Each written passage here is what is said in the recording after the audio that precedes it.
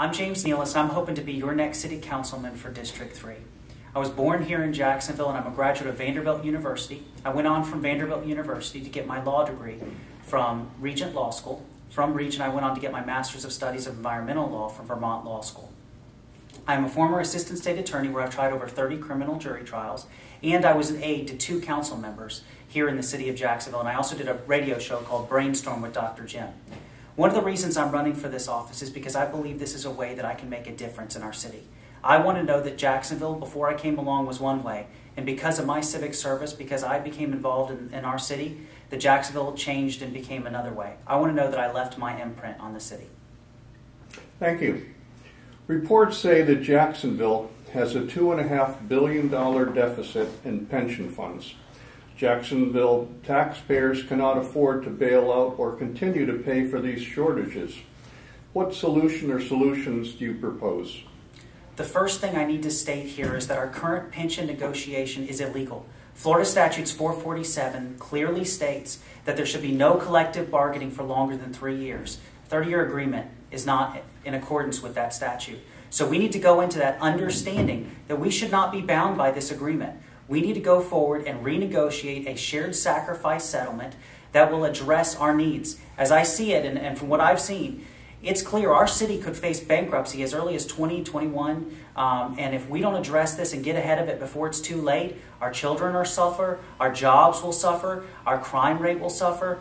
Look, I want to attract police officers to our city as much as possible. However, did you know that here in Jacksonville we have less police officers on the street today than we did in 2003?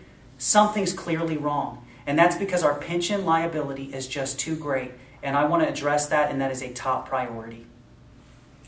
Duval taxpayers continue to struggle paying high taxes and fees.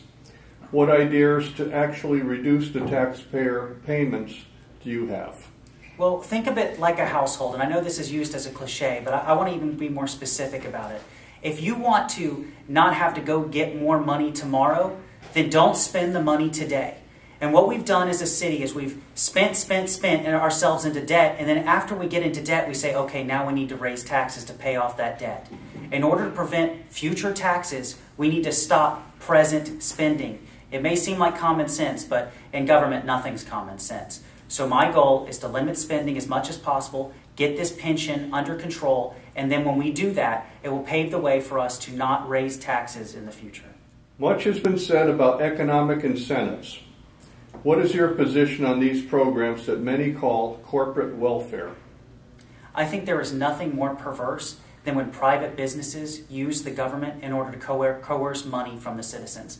And we're seeing that all over the city of Jacksonville, where what we do is we say, let's go develop this big building here. And the way we'll pay for it is we'll do it by taxing individual homeowners for their millage rates. We'll transfer that money from the millage to the taxpayer. And we're also seeing that in businesses.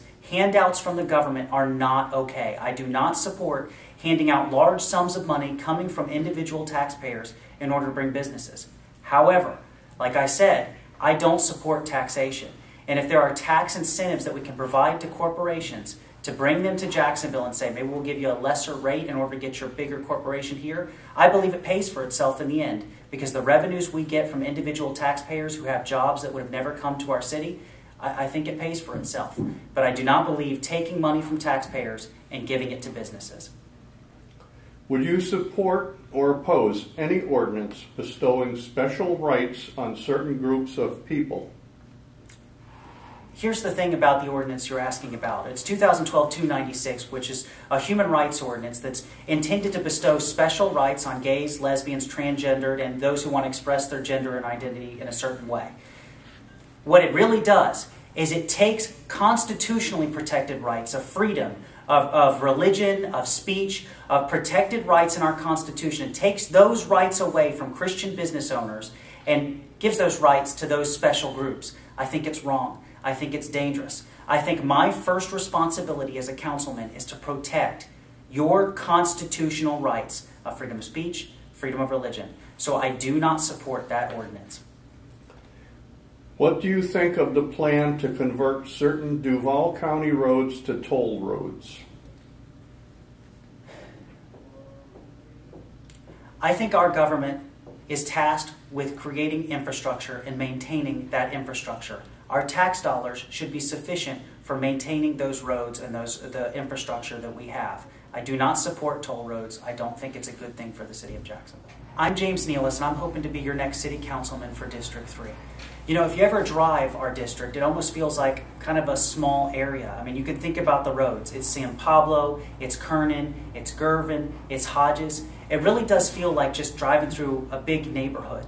But because our district is kind of like a neighborhood and it's so small compared to our much bigger city, it sometimes gets ignored. And my goal is to focus on our district, to do what's right for our district. You see, we have 19 city councilmen and there's only one district councilman. And I think it's fundamental that our district councilman looks out for our district. I've laid out for you a little bit about my resume already, but let me just lay out for you a few of my priorities briefly. I am a conservative at heart. I believe that conservative principles are time-honored and they're what make us great. I believe our constitutional principles are foundational to our society. And when we walk away from those principles, we walk away from what makes America great. So my goal as a city councilman is to preserve your rights, to preserve your freedoms, and to make our city a better place. And the way we make our city a better place is very simple. Number one, we make it safer. How do we make it safer? As I mentioned before, I'm a former assistant state attorney, and one thing I found is that crime is no respecter of persons. It can go from any area and grow quickly, so we have to get ahead of it. And I also found this: criminals are much less likely to commit a crime when there's a police officer nearby. So we need to start increasing our police presence.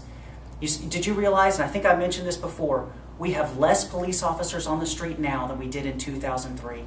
We have got to get ahead of that. We have to get more police on the street. We have to have more of a presence to keep our society safe.